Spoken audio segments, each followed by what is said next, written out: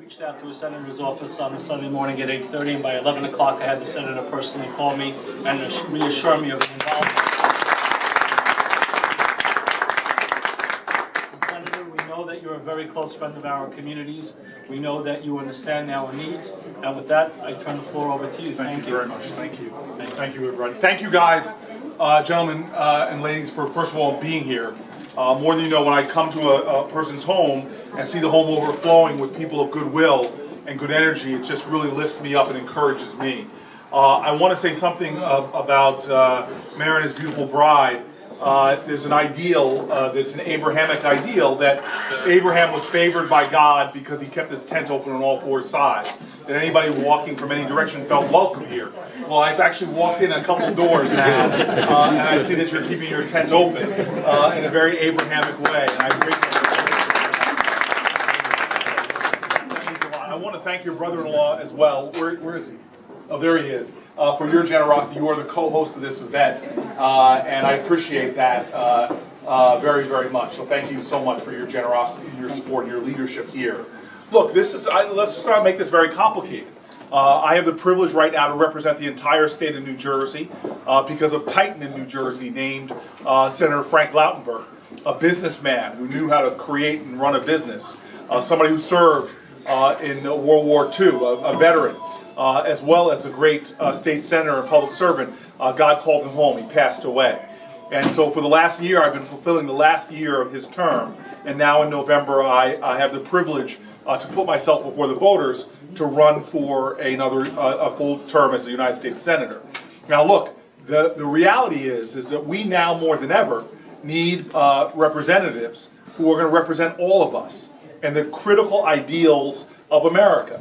And to me, what this community is about is in many ways the same ambitions that I have in my life of public service, which is to protect our communities, our neighborhoods, to protect our heritage, to allow people the freedom, whether it's freedom of religion, whether it's freedom from fear, the freedom to grow up and live their American dream. And so what I'm very passionate about is trying to do everything I can in service of people who are struggling to that end. Now, this is a great community. In fact, it's putting New Jersey on the map nationally because it's one of the fastest growing towns we have in the United States of America. And will soon be, if not already, one of the top 4 or 5 biggest towns in the state of New Jersey. And for me, what makes this special, all the times I've had the privilege of coming to visit this community, is truly how tight-knit it is and how people watch over each other. I did get a call from Mayor about one of our own children here from New Jersey. But the reality is this community was already rallying around the clock.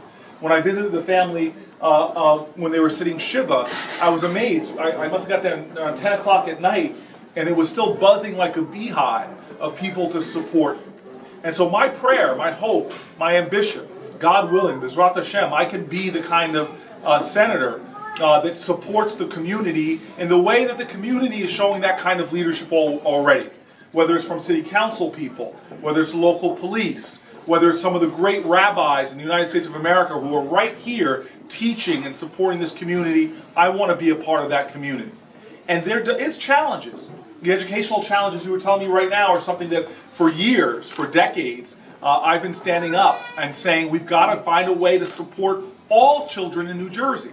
And frankly, as a Democrat even, I've gone out to say that things like tax credits and the like that support families, especially poor families, who are struggling to make it, to have educational choice, to choose the best educational environment for their kids, is something that's important to support. And what I'm excited and encouraged about is that we are winning this battle.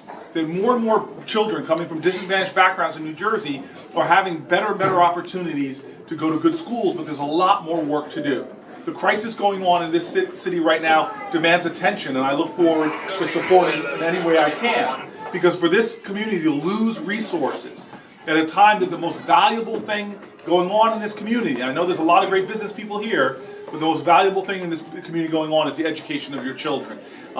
Because that, to me, is the foundation for this country, period. Is making sure every generation is equipped to do better than the one before. I do want to say something also while we're here, because I'm going to go back to Washington. We're going to have to pass some legislation, a continuing resolution is what it's really called, to make sure there's money in the budget to do some very important things. The president, when it's going along with ISIL, has actually asked Congress to include more money in the budget to train and equip people to fight against terrorism in the Middle East. And I just want everybody to know here, if you do not know this already, this is a high priority for me. I'm very conscious of the fact that we live in a perilous and dangerous world. When I watched what went on in Mumbai and in Kenya, terrorists with automatic weapons went in there and killed indiscriminately killed people with automatic weapons, except for in Mumbai. Remember, it was indiscriminate, horrible killing, but one family was sought out just because of how they prayed to a God, a Jewish family.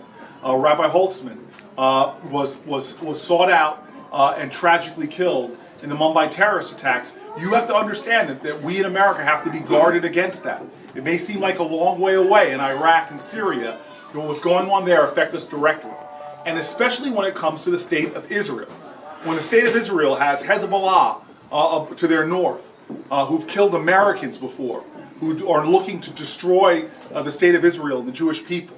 When you have Hamas to the west, if you've ever read the charter of that organization, it reads like Mein Kampf, quoting the protocols of the elders of Zion, interchanging Israel and Jews, blaming Jews for all the world's problems. You know that that is a terrorist organization that has killed Americans and is seeking to do violence and harm. And I want you all to know that I will be, for as long as I'm in office and even when I'm not in office, somebody that will stand steadfast against terrorism and for the state of Israel.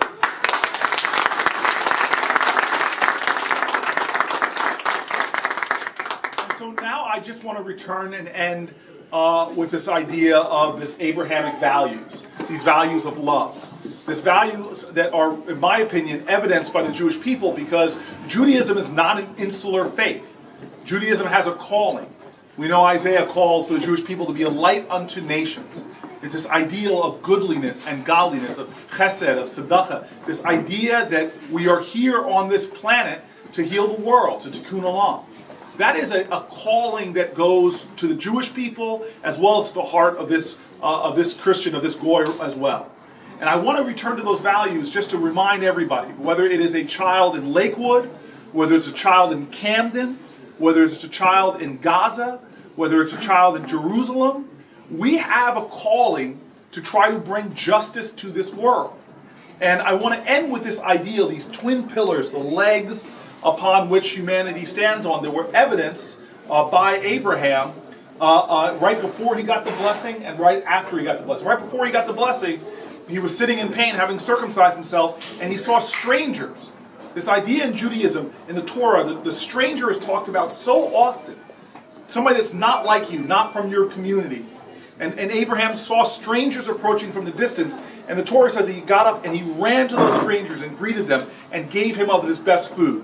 And I know I'm not from Lakewood, but when I walk in and see that hummus right there, I know that spirit of goodness and kindness to strangers, giving them your best food, is alive in this well. And that was the last thing he did. Those strangers revealed themselves to be angels and gave Abraham the blessing. And then the first thing he did after the blessing, this is like the audacity or the chutzpah of the Torah, of the Jewish people, is the first thing he did after the blessing. He gets a blessing, and then these angels say they're going, these messengers from God himself say they're going to destroy a city. And as a mayor, both of us mayors, as a former mayor, hearing somebody wanting to destroy a city is a very disturbing thing. And Abraham didn't just bow down and accept it. No, he began to fight with these messengers from God, demanding justice. So these twin pillars, the last thing Abraham does before he gets the blessing, and the first thing he does after, this goodness and kindness, and this justice, this seeking of justice, even if it means arguing with God himself, is something we have to remind ourselves. Look, I am running for an office, but if you get caught up in politics and not remember this is an election, yes, but there's a larger campaign going on. It's a campaign to spread those ideals of goodness, kindness, and mercy, and always and forever justice. Whether it's a justice that has to be stood up for, that people living in peace should not have to dodge rockets coming down in their communities or their neighborhoods. Whether it's a justice that poor children should have food, clean water, should have a good school to go to. Where there's a justice that we focus, all of us, in understanding that it is a just thing to grow businesses, to grow the economy. Because, as Maimonides has said in his hierarchy of charity, that the highest of all charity is to equip and empower someone to do for themselves. And this is really what we must pursue as a society. As Americans, a just world that's marked especially by an indefatigable commitment to goodness and kindness and mercy. And I believe if we commit ourselves to that, let the politics fall to a side, because if we commit ourselves to that pursuit, God himself, that we will be able to remake our world in a better image of God.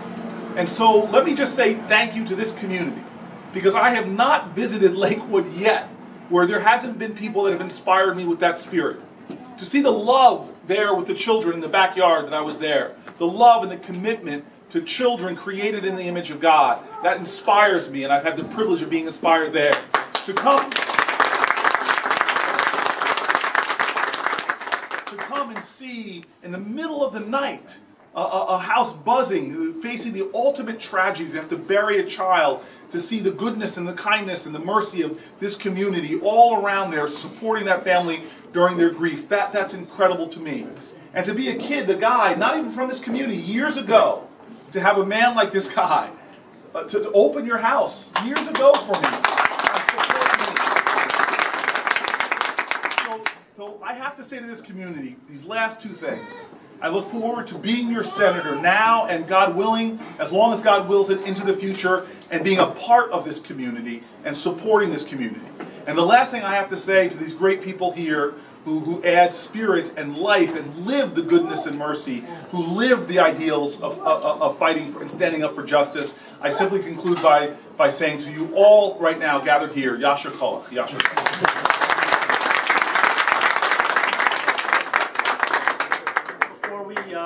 Continue with our pictures and allow the senator to take advantage of the homeless bar. Can I ask everybody who has a school just to come forward, and I just want the senator to see the representation we have from the schools.